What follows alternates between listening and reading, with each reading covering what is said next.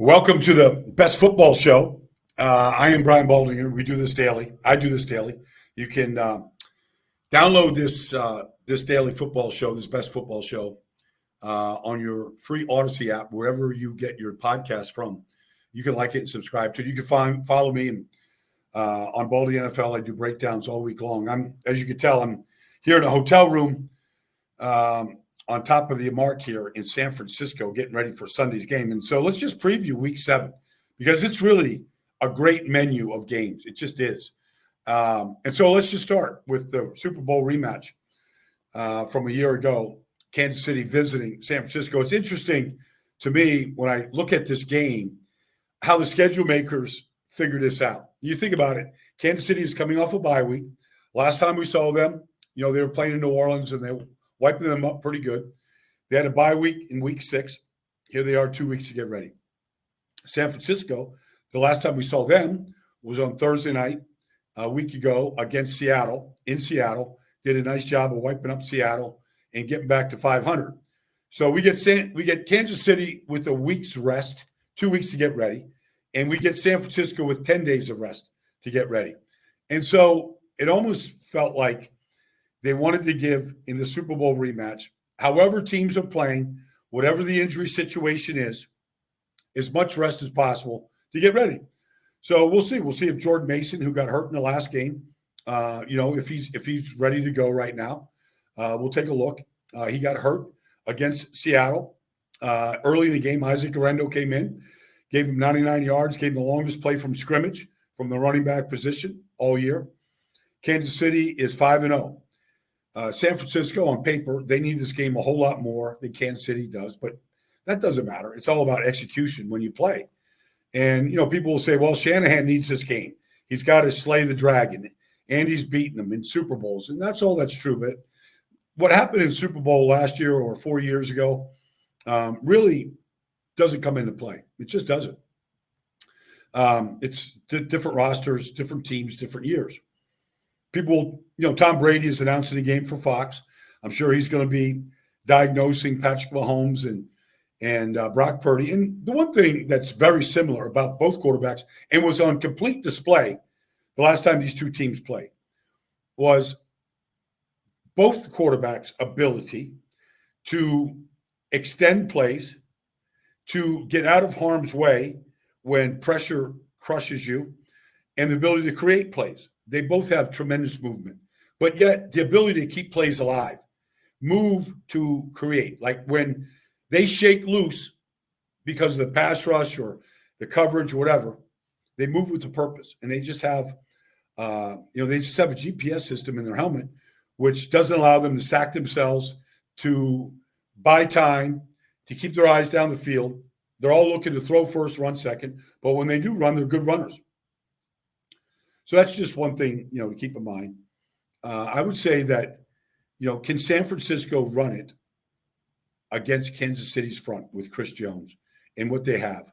That's going to be a real test, regardless of who the back is. So I feel like San Francisco's offense needs a running game in order to be really good, whether it's play action passing or just get into a rhythm.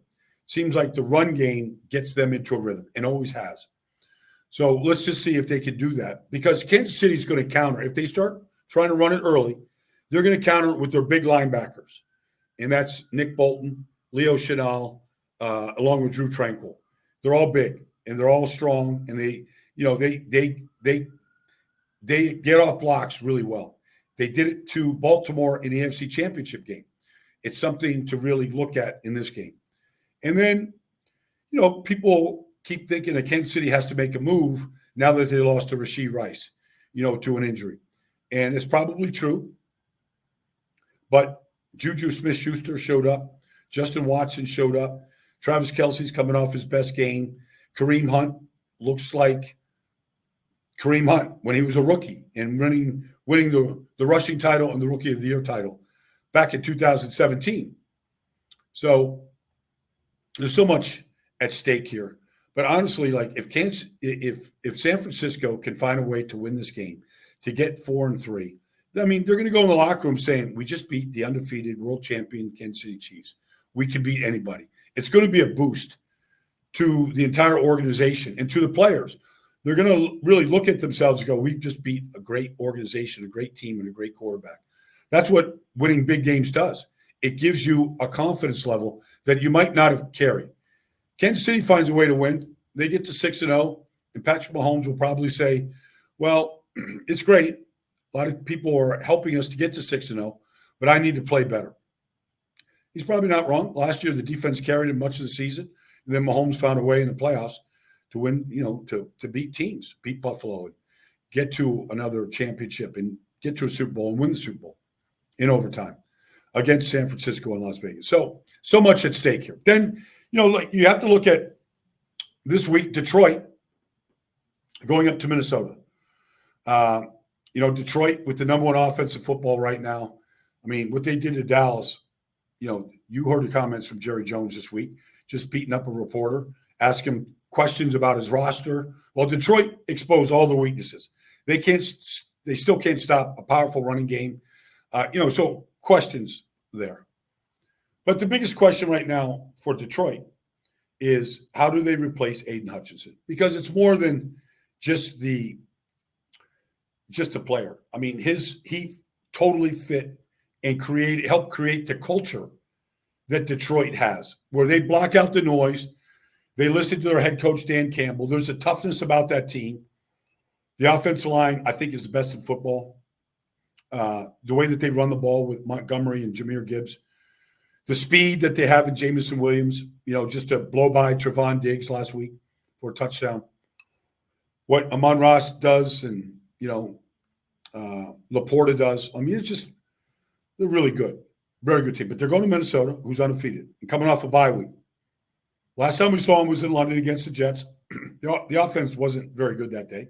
Credit the Jets defense. But Brian Flores, the defensive coordinator of Minnesota, is really talented. And he's really smart. And he's really good at what he does. And they've taken a bunch of no-name players. Josh Metellus, Cade Bynum, Pat Jones, Jonathan Greenard. I mean, just go through the list of guys. Ivan Pace Jr. Just go through the roster. Andrew Van Ginkel. Guys that are really good players, but in this system, they're like stars because on any given play, they can blitz, they can cover, they can double cover, they can get in the passing lane, get their hands on the ball.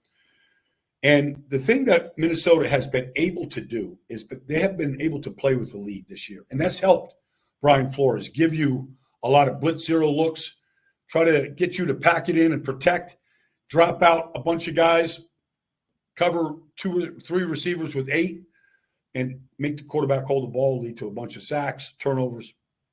They've outscored their opponents in 5 games, 86-24 in the first quarter. In the first half. So for much of the game, the Vikings are playing with the lead, which allows Brian Flores to really give you all these blitz looks, and he's good. So the counter to that is, can you run the ball right at him? And Detroit can. And the way you counteract the atmosphere in US Bank Stadium in downtown Minneapolis is you get the opposition to run the ball really well, move the line of scrimmage, and maintain possession.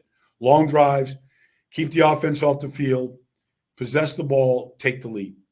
That's, I think, is going to be Detroit's game plan. Ben Johnson, the offense coordinator of Detroit, is very talented, very skilled. It's a great matchup. Ben Johnson, offense coordinator of Detroit. Brian Flores, the defense coordinator of Minnesota. But I think the running game of Detroit might make the difference. You get to Monday night and Tampa and Baltimore. It's a great game. 2 first-place teams. Baker leads the league with 15 touchdown passes. Their 1-2 punch of Godwin and Evans is almost unstoppable on a week-to-week basis. They put up 50 last week in New Orleans. They could have scored more, I think. But, Sean Tucker, there's no White at running back, so they elevate Sean Tucker, and he goes for 192 yards. He's from Syracuse, free agent. Last year was on practice squad. He gets a chance to play. It's the best running back performance by a Tampa back in forever. And Bucky Irving, the rookie out of Oregon, is really good. they're great. Ty Bowles is going to blitz you. They're going to come from everywhere. Antoine Winfield gets back on the field after missing 3 games. He takes a fumble back for a touchdown last week. They are talented, and they rely on the blitz, and they're good. They've got great players at every level, whether it's Levante David or Vita Vea or Kalijah Cansey or Antoine Winfield Jr. or Zion McCullum, number 27. Just look out for him. He's a great corner. He's usually plays the left corner position. But on the other side, the Ravens have won 4 in a row. They're the number 1 rushing team in football. Lamar has run for 403 yards, which is more than 24 other teams' leading rusher. I mean, right now, he's the 8th leading rusher in the NFL with 403 yards. But in addition, you can't get Lamar right now to make a mistake. His ability to decipher defenses and, he's got a big test with Todd Bowles coming to town, no question. But you watch Lamar the last 2 weeks, like he might miss a throw, but he doesn't miss a read. Like his eyes are scanning the field, and then when he makes a throw, anybody that thinks that Lamar is just a great running back, great athlete playing quarterback, they're just not watching. This guy can throw it as well as anybody right now. Put it right, and it's at every level. You want to take deep shots? You want to take intermediate shots? You want to throw a touchdown pass in the end zone to Mark Andrews like last week? That the throws, first of all, the ball's got some zip to it, and the ball gets there accurately. So it's just a great matchup. 2 first-place teams. Somebody will still be in first place. Somebody might be dropping out. So that's a game. I think the Eagles going up the turnpike to the Giants is interesting. Giants are really beat up. I don't know if Malik Neighbors, what kind of condition he's in. I know he's going to be active, but he hasn't played or practiced in a couple of weeks. Dexter Lawrence is beat up. Brian Burns is beat up. But I think they're all going to play. Both teams are missing their left tackle.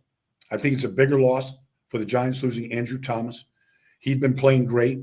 The line has been playing very well. The Eagles lose Jordan Mailata. So there's a couple of things. The Eagles have yet to score a point in the first quarter this year. That's just a bad sign. It just is. Like, are you ready to play? Can you execute at the kick? You think about most teams are getting the ball at the 30-yard line to start the game. After a score, start the game. You only have to go 35 yards to be in field goal position, and they haven't done that in any game. There's something missing. Even with Devontae Smith and A.J. Brown back in the lineup last year, they still didn't get off to a good start against Cleveland. I think if I was the Eagles, I would really attack the outside wide zone with Saquon and with Kenneth Gainwell, because I actually think Gainwell runs that play better than Saquon. But I would attack Kayvon Thibodeau, Azeez Ojulari, Brian Burns. I would attack those guys on the edges with big tackles. Fred Johnson will replace Jordan Mailata, and he's huge. Lane Johnson is the best right tackle in football. Toss up Penei Sewell and Lane Johnson. I mean, you can't go wrong either one of them, but they're the 2 best right tackles. Anyways, can the Eagles attack the run game where I think the Giants are the weakest? That's 8. And then ultimately, we have to look at both quarterbacks, because I don't think Daniel Jones was awful last week. He has to play better. He has to see the field better. He has to make better decisions. He has to read the defense better. I mean, everything about playing quarterback, he has to be better if the Giants have a chance. And they have a chance, because if those guys, Burnsy and Dexter Lawrence and Kayvon, if they are healthy, Ojulari, they're really key members of Shane Bowen's defense. And they've played very, very good defense the last 2 weeks. Great defense. I think they can. So then the question becomes, which quarterback can elevate the roster around him? And it's questionable if Jalen Hurts can do that right now. He stopped the turnovers last week. He had 9 straight games to turnover. He went turnover free last week. But he's got to play better. 2 years ago, he was certifiable MVP candidate in this league and haven't played like that, since. So, and then Daniel Jones has to play better. So it might just come down to which quarterback plays better. Because if the Giants find a way to win this game and they get to a 3rd win, like they're in the hunt. Because we know that Dallas is not great. Philly has 2 games left with Washington. Washington is, they've got an offense that is better than anybody so far in the NFC East. The Eagles have good talent, but they haven't put it all together. That game is just intriguing to me. It's 1 o'clock. I'll be watching it at Levi Stadium on Sunday.